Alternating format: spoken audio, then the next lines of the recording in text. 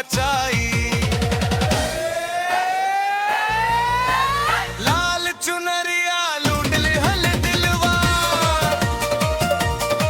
नजरिया मार के जीत ली हल दिलवा।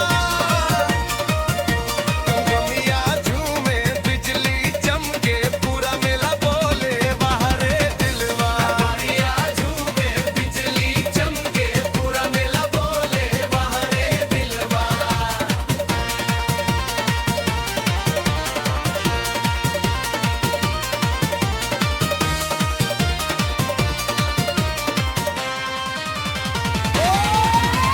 पायल बोले टन टन टन, नाचे सारा गांव नगर।